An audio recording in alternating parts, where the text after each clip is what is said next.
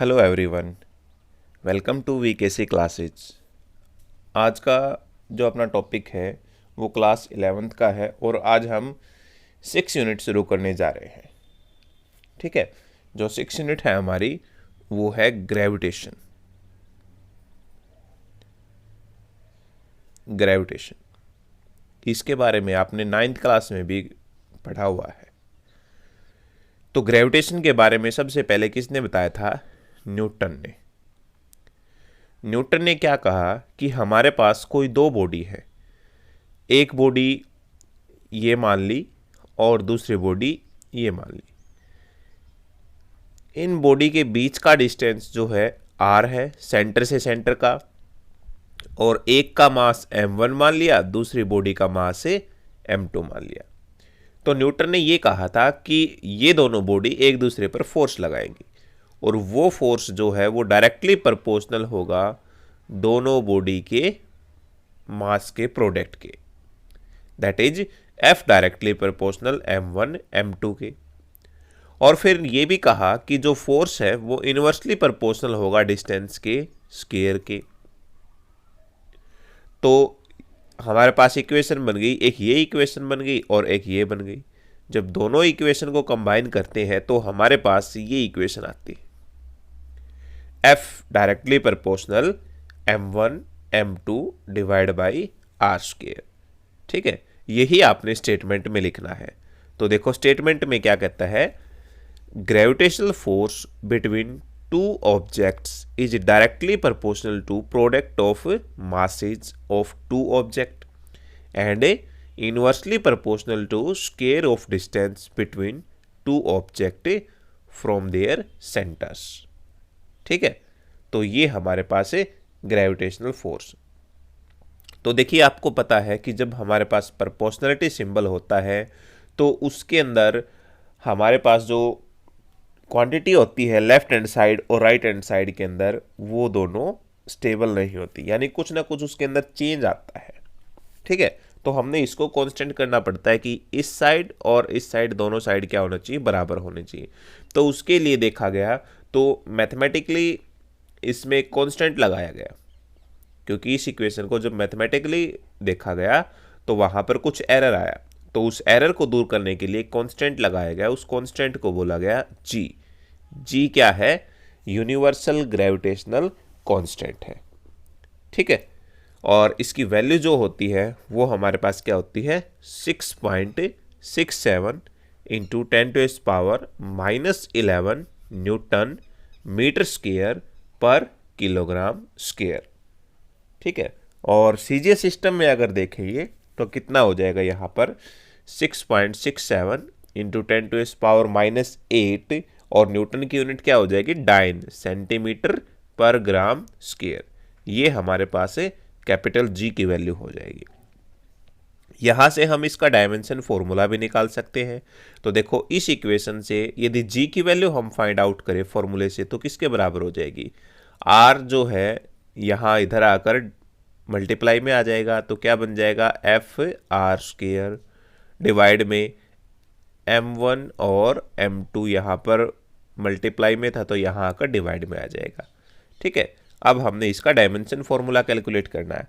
तो फोर्स का dimension formula क्या होता है, m1 L1 T-2, और ये फोर्स का हो गया। अब है लेंथ r जो हो गई हमारे पास, यानी L का स्क्वायर हो जाएगा।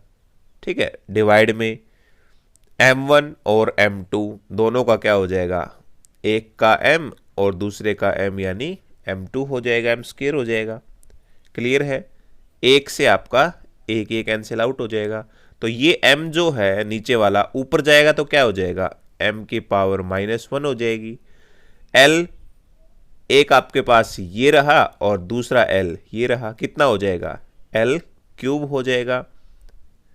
ठीक है, और T-2 है ही यहां पर। तो डायमेंशन फॉर्मूला हमारा क्या बन गया, m-1 L-3 और T-2 हो जाएगा। ठीक है, ये हमारा डायमेंशन फॉर्मूला हो जाएगा। जो हमारे पास यूनिट थी वो यूनिट हम फॉर्मूले से भी कैलकुलेट कर सकते हैं। जो जी की वैल्यू कैलकुलेट की थी अभी, जैसे जी का फॉर्मूला हमने आपको क्या बताया था, जी का फॉर्मूला था हमारे पास से F R square divide by m1 और m2। ठीक है, जी की वैल्यू जो ये है हमारे पास नीचे, और ये इसकी यूनिट है। तो यूनिट निकालने के लिए देखो, फोर्स की यूनिट क्या हो जाएगी, न्यूटन। डिस्टेंस है आर, तो इसकी यूनिट क्या हो जाएगी, मीटर स्क्वेयर, क्योंकि स्क्वेयर है यहाँ पर। और नीचे m1 और m2 किलोग्राम, और किलोग्राम इसका क्या हो जाएगा, किलोग्राम स्क्वेयर। तो क्या बन जाएगा, न्यूटन मीटर स्क्वेयर पर किलोग्राम स्क्वेयर, ये इसकी एसआई यूनिट बन जाएगी। ठीक है, ग्रेविटेशनल कांस्टेंट जो है इसको universal gravitational constant of gravitation भी बोल देते हैं। और इसकी वैल्यू जो सबसे पहले जो एक्सपेरिमेंटली बताई गई थी वो हेनरी कैनवेडिश ने बनाई थी। ठीक है, ये साइंटिस्ट था, इन्होंने एक्सपेरिमेंटली जो है जी की वैल्यू को कैलकुलेट किया था। अब बात करते हैं Newton law in vector form. तो वेक्टर फॉर्म के लिए हमने क्या मान लिया, ये दो बॉडी मान ली, m1 और m2 मान ली। ठीक है, और सेंटर से सेंटर के बीच का जो डिस्टेंस है वो क्या माना हमने, r माना।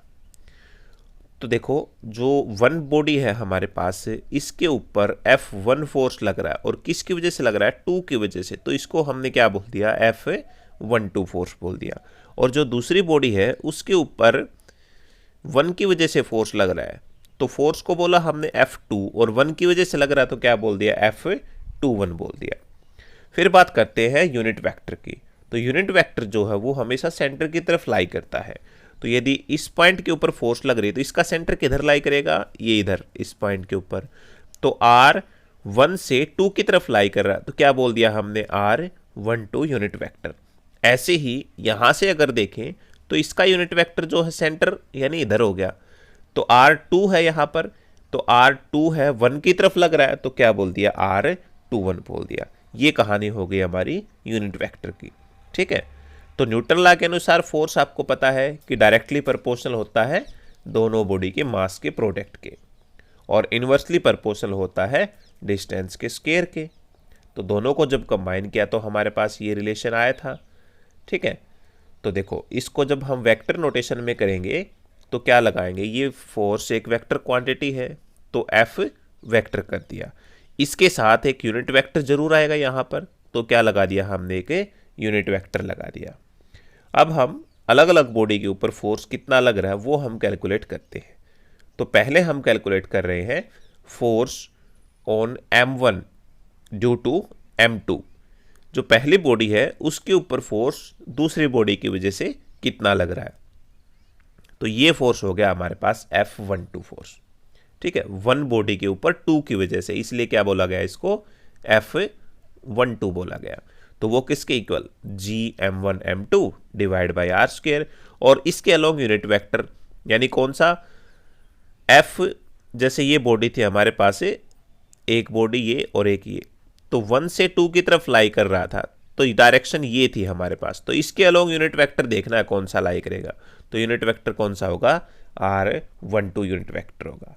ठीक है, अब निकालते हैं कि जो हमारे पास फोर्स m2 बॉडी है उसके ऊपर m1 की वजह से कितना हो जाएगा, तो 2 बॉडी के ऊपर फोर्स लग रहा है, तो क्या हो जाएगा, F2, और किसकी वजह से लग रहा है, 1 की वजह से, तो क्या लिख सकते हैं, F21 लिख सकते हैं। ठीक है, तो F21 किसके बराबर हो जाएगा, Gm1 m2 divide by R square, और इसके अलोंग यूनिट वेक्टर तो कौन सा हो जाएगा, R21 यूनिट वेक्टर हो जाएगा। देखो बच्चों, यूनिट वेक्टर जो होते हैं वो इक्वल और अपोजिट होते हैं। देखो यहाँ पर R12 जो है ना, यहाँ देखे, और ये आएगा यहाँ पर R12 और ये आ जाएगा -R21, यहाँ पर ये करना है आपने। ठीक है, -R21 करना है, क्यों, क्योंकि दोनों वेक्टर जो है इक्वल है और डायरेक्शन कैसी है, अपोजिट। एक वेक्टर अगर इस डायरेक्शन में है तो दूसरे की डायरेक्शन कैसी है, इस प्रकार से। तो इसको यदि R21 हमने कहा है तो ये वेक्टर हमारे पास कौन सा है, R12 यूनिट वेक्टर है। दोनों की डायरेक्शन अपोजिट हो गई, इसलिए हमने क्या कर दिया यहाँ पर R12 is equal to minus R21 कर दिया। ठीक है, तो इसकी जगह पर हम क्या कर देते हैं, जो R21 था, R21 की जगह 12 की जगह पर हम माइनस R21 कर देते हैं, तो हमारे पास कौन सी इक्वेशन बन जाएगी। देखो, जो ये है हमारे पास R12, इसकी जगह पर हम माइनस R21 कर दें, ठीक है, माइनस R21 कर दें, तो हमारे पास बिल्कुल सेम यही इक्वेशन नहीं बन जाएगी, ये वाली इक्वेशन और ये वाली इक्वेशन बराबर हो जाएगी। सिर्फ किसका डिफरेंस होगा, यहाँ पर माइनस का डिफरेंस होगा। ठीक है, तो हम क्या लिख सकते हैं, F12 जो है वो हमारे पास किसके बराबर हो जाएगा, माइनस F21 के बराबर हो जाएगा। ठीक है, तो दोनों फोर्स जो है वो हमारे पास क्या आ गई, इक्वल भी आ गई और अपोजिट भी आ गई। तो फर्स्ट यूनिट में आपको बताया था कि ग्रेविटेशनल फोर्स जो है वो एक सेंट्रल फोर्स है। ठीक है, तो हमारे पास जो फोर्स आई है इक्वल और अपोजिट, ये क्या प्रूव कर रही है कि एक्शन और रिएक्शन जो है वो हमेशा इक्वल और अपोजिट होता है। ठीक है, तो ये हमारे पास न्यूटन लॉ ऑफ ग्रेविटेशन की वेक्टर नोटेशन थी। Thank you.